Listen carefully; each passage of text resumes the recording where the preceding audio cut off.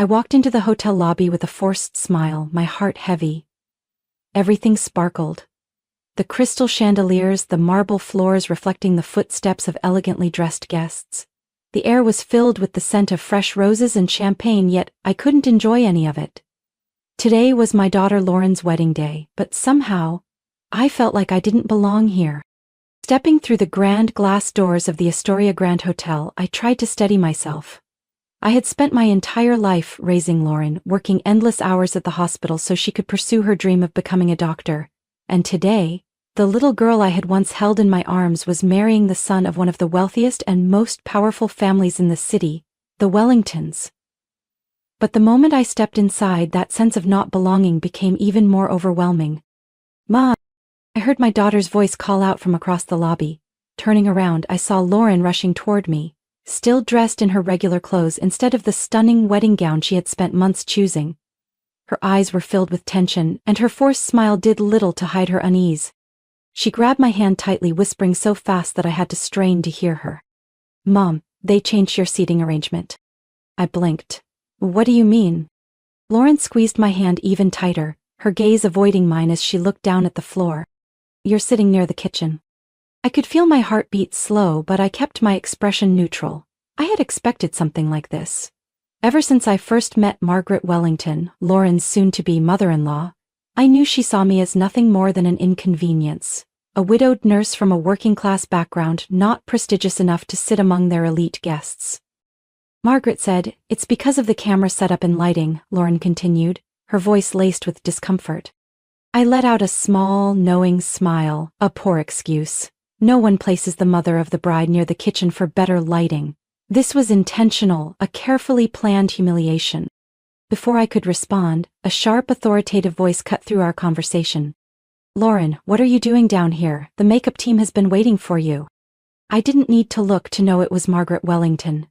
She approached with slow, deliberate steps, her expensive cream-colored dress hugging her slender frame perfectly, heels clicking against the marble floor.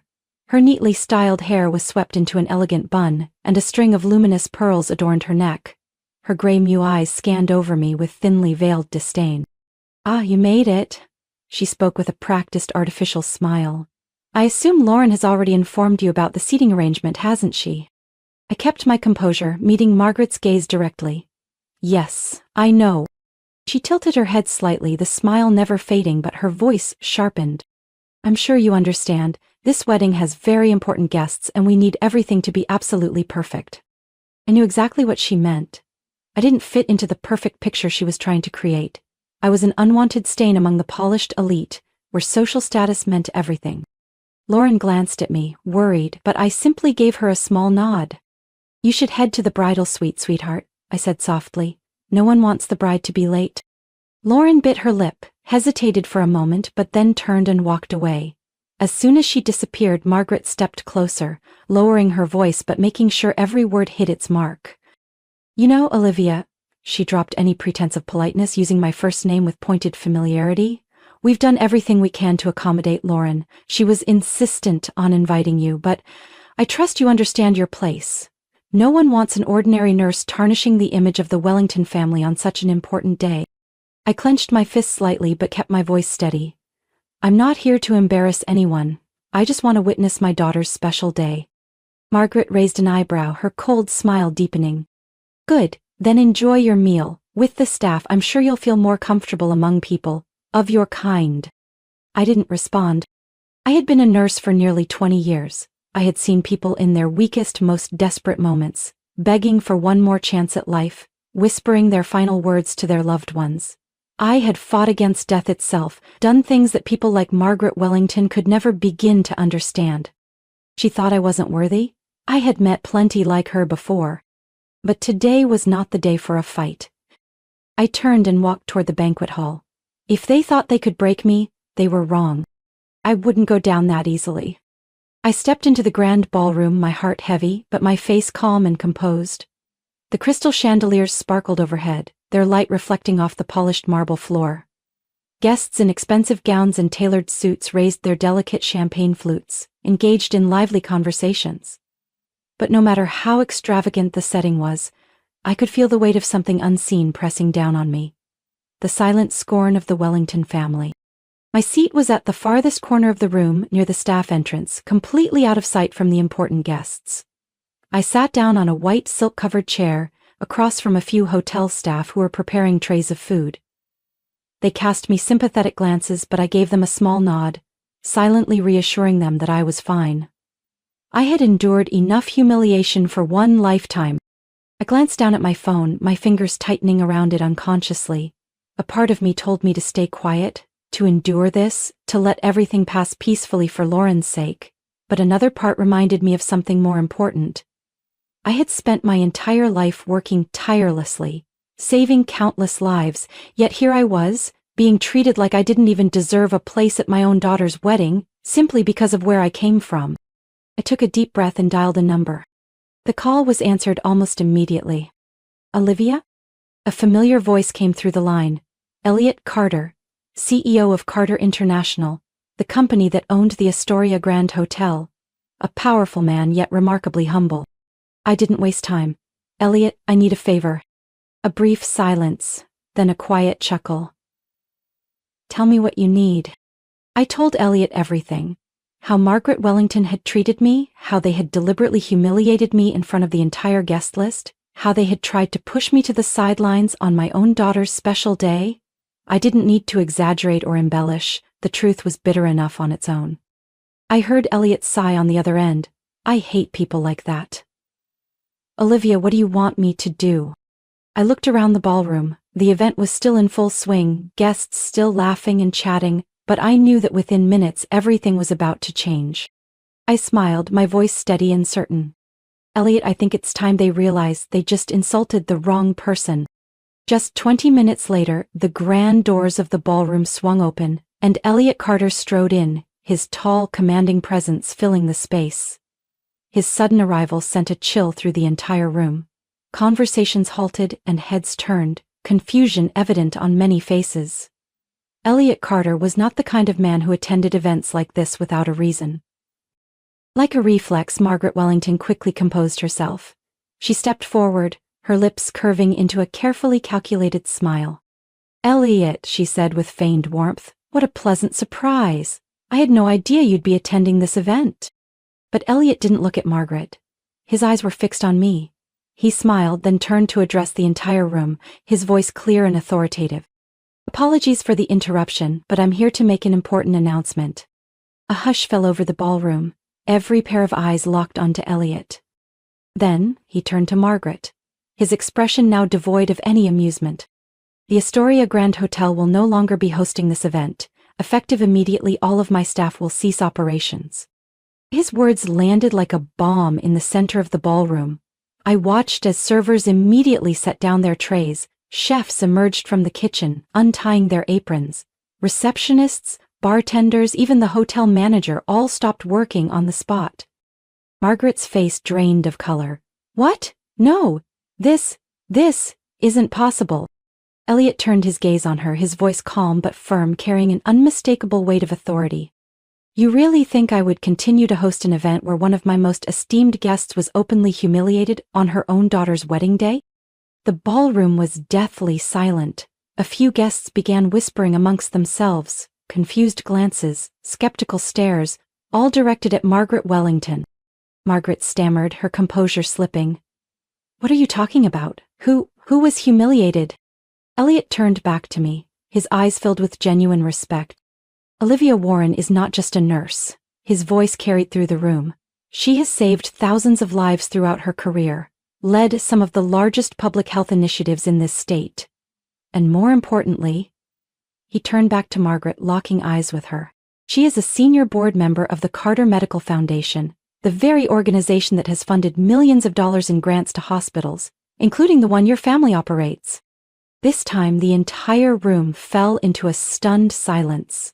I saw Lauren staring at me, her mouth slightly open in shock. She had never known the truth. Margaret Wellington stood frozen, her face drained of all color. No, that's not possible. But Elliot wasn't finished. You thought Olivia Warren was just an ordinary nurse? You just made the biggest mistake of your life. Every pair of eyes turned toward Margaret, and she knew. She had lost. Lauren trembled as she stepped closer to me, her eyes filled with guilt. Mom, why didn't you ever tell me? I gently squeezed my daughter's hand, offering her a reassuring smile. Because I wanted you to choose your own path, not be influenced by what I have. Tears welled up in Lauren's eyes before she threw her arms around me, holding me tightly. But I knew this was just the beginning. I let go of my daughter, brushing a tear from her cheek before turning back to face the room, which was still reeling from the shock.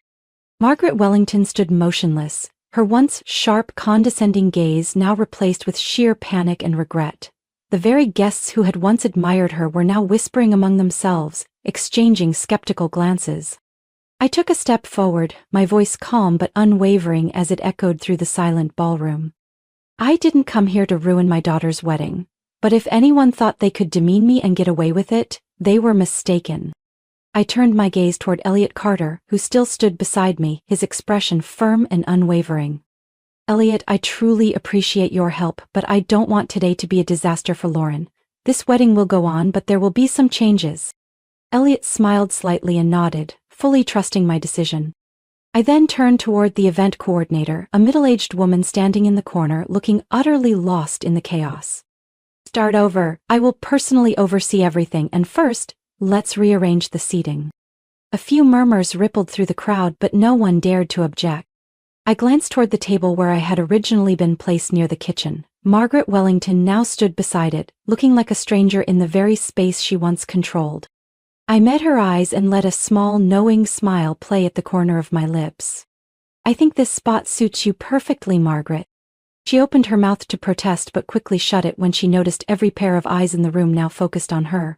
She no longer had the authority to command anyone. Lauren took my hand, her gaze now filled with admiration and respect. Mom, do you really want the wedding to continue? I squeezed her hand gently, offering a reassuring smile. Of course. But this time, you will walk into your marriage as yourself, not as someone trying to fit into a family that doesn't accept you. Lauren nodded, her eyes glistening with emotion. Thank you, Mom. The wedding proceeded, but the atmosphere had completely changed. The servers returned, not under Margaret's orders but as part of an event that I now oversaw. The guests, still somewhat unsettled, slowly began to accept that things would no longer go according to Margaret Wellington's plan. As the ceremony began, James the groom stepped onto the stage and took the microphone, his voice steady yet filled with emotion. Before we continue, I need to say something. Mrs. Olivia, I owe you an apology. I blinked, looking up at him. James continued, his deep voice filled with conviction. I stood by while my mother treated you unfairly. I thought that avoiding confrontation was the right thing to do, but I was wrong. And I won't let it happen again. He turned to Lauren, then back to me. I also have something important to say. I've done a lot of thinking these past few months, and today I want to make the biggest decision of my life. The entire ballroom fell into a tense silence. I could feel the anxiety radiating from Margaret Wellington, who was now stealing nervous glances at her son. James took a deep breath and declared firmly, I am stepping down from my position on my family's hospital board. I am going to medical school. I want to save lives, just like Lauren's mother. Margaret staggered slightly, her face a mask of disbelief. No, James, you can't do this. We had a plan. No, Mother. James met her gaze, and for the first time, his voice carried an unshakable determination. That was your plan, not mine. The entire room held its breath. Lauren began to cry, but this time, it wasn't out of sadness, it was out of pride. I studied James for a long moment before nodding. You're going to be a great doctor, James. A smile slowly spread across his face the first time he looked truly at peace. As the wedding reception continued more smoothly than ever, an important guest arrived. Dr. Eleanor Hayes, the State Health Commissioner, a woman of immense influence in the field of public health. She walked toward me, her gaze sharp yet warm. Mrs. Olivia Warren, it's a pleasure to finally meet you in person. I smiled and shook her hand. Dr. Hayes, I'm quite surprised to see you here. She nodded. I'm here for a special reason. Everyone nearby, including Margaret Wellington, seemed to hold their breath. Dr. Hayes looked at me directly. I'll be retiring next year, and we are currently searching for my replacement as State Health Commissioner.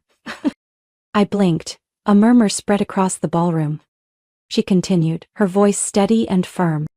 The board has reviewed many candidates and you are the one I want to nominate. The room fell into a stunned silence. Margaret collapsed into her chair, speechless. Lauren squeezed my hand. Mom? I looked at my daughter, then turned to Dr. Hayes. I didn't need time to think. I had spent my entire life helping patients in hospital rooms, but now I could do even more. I took a deep breath and smiled. I would be honored to accept this nomination. A round of applause erupted, but more than that, the proud look in Lauren's eyes meant everything to me. I didn't need revenge. The greatest victory wasn't about humiliating someone. It was about standing tall and proving your worth. Today I had done just that. Olivia's story isn't just about revenge. It's proof that true worth isn't measured by status or wealth, but by what we contribute and build. In reality, society is still full of class divisions and prejudices, but those with talent and perseverance will always find a way to prove themselves. Sometimes winning isn't about tearing others down, it's about standing firm in the face of disrespect and letting the truth speak for itself. True value can never be hidden, it just waits for the right moment to shine. What do you think about Olivia's story? Did she handle the Wellington family's disdain the right way? Have you ever experienced a similar situation in real life? Share your thoughts in the comments, and don't forget to follow the channel for more inspiring family and life stories.